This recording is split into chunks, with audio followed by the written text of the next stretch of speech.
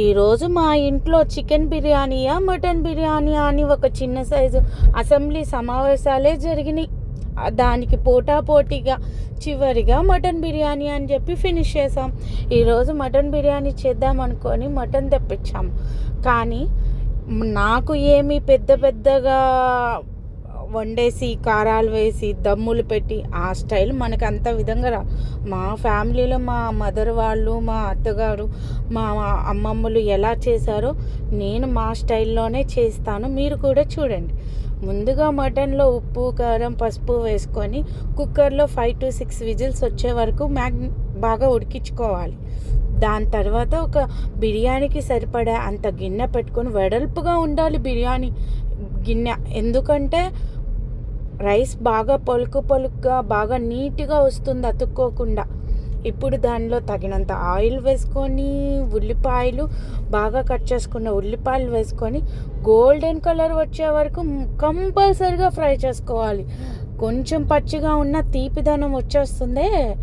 ఇప్పుడు దానిలో తగినంత పచ్చిమిర్చి, పుదీనా, కొత్తిమీర కంపల్సరిగా వేసుకోవాలి బిగులు వేసుకొని, ఇప్పుడు మనం ముందుగా ఉడకబెట్టుకున్న మటన్ని వాటర్ సపరేట్ చేసుకొని ఆ మటన్ ముక్కల్ని ఈ ఆయిల్లో ముక్కకి ఆయిల్ పట్టేంత వరకు మూత పెట్టుకొని లైట్గా స్లిమ్లో కాదు అటు ఫాస్ట్లో కాకుండా మీడియం ఫ్లేమ్లో పెట్టుకోవాలి.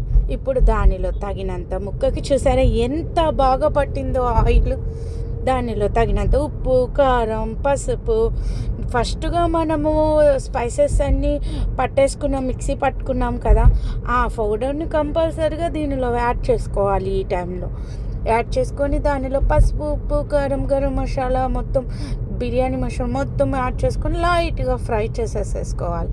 ఎంత బాగా ఉడికిందో కదా, ఫ్రై పీస్ బిర్యానీ మాదిరిగా బాగా ఇలా ఫ్రై చేసుకునే దానిలో తగినంత నేను టమాటోస్ ఇప్పుడు ఎందుకు వేసానంటే మరీ పేస్ట్గా ఉన్న బిర్యానీలో అంత టేస్ట్ ఉండదు బిగులు, అందుకని లైట్గా కుక్ అవుతే బాగుంటుంది. ఇప్పుడు దానిలో తగినంత ఒక పెద్ద సైజు నిమ్మకాయ రసం పిండేసేసుకొని కలిపెట్టేసుకోవాలి. ఇప్పుడు ఒక కప్పుడు మంచి కమ్మటి పెరుగుని తీసేసేసుకొని ఒక కప్పుడు పెరుగు కూడా యాడ్ చేసుకోవాలి. ఇప్పుడు దానిలో తగినంత పెరుగు యాడ్ చేసుకొని లైట్గా, ఆ తర్వాత మనము ముందుగా మటన్ని ఉడకపెట్టుకున్న వాటర్ ఉంది కదా, ఆ వాటర్ని దీనిలో వేసుకొని బాగా ఒక 10 or 5 minutes బాగా ఉడకపెట్టుకోవాలి. ఆ వాటర్ దగ్గరగా అయ్యి గ్రేవీ దగ్గరగా వచ్చిన తర్వాత ఇప్పుడు దాని కర్రీ పక్కన పెట్టుకొని ఇప్పుడు మనము దమ్ పెట్టుకునే రైస్కి వాటర్ ప్రిపేర్ చేసుకున్నాం.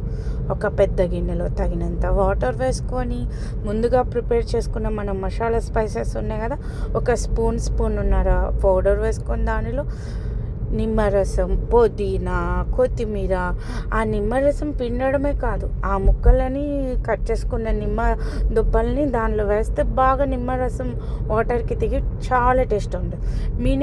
మినిమం ఇలా కుత్త ఉడికే అంతవరకు వాటర్ బాయిల్ అయిన తర్వాత మనం ముందుగా వాష్ చేసి పెట్టుకున్న బిర్యానీ రైస్ని ఈ వాటర్లో బాగా 70 to 60% కుక్ అయ్యే వరకు మనం చూసుకోవాలి.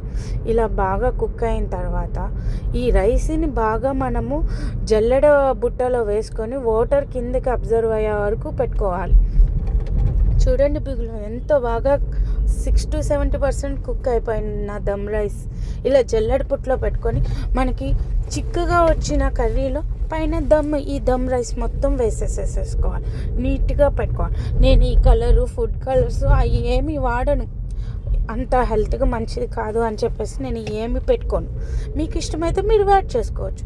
ఇప్పుడు దానిలో తగినంత మీ టేస్ట్కి ఎంత కావాలో అంత నెయ్యి వేసుకొని లైట్గా పైన కొత్తిమీర పెట్టేసుకొని దానిపై మూత పెట్టి నేను బరువు కోసం మా ఇంట్లో ఉండే పాలరాతి రోళ్ళని పెట్టాను, ఆవిరి బయటికి పోకుండా ఉండడం కోసం.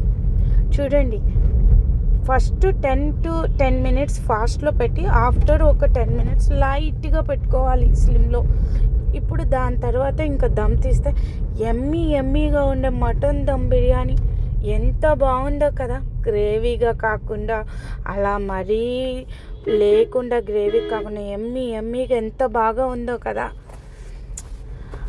టెండర్గా ఉన్న మటన్ బిర్యానీ ఇప్పుడు ముక్క కూడా సాఫ్టీ జ్యూసీగా ఎంత బాగా ఉడికిందో చూడండి. పొరలు పొరలుగా వస్తుంది కదా. మీకు కూడా ఇష్టమైతే ఇలా ట్రై చేసి చూడండి బిగులు. Like and share, subscribe.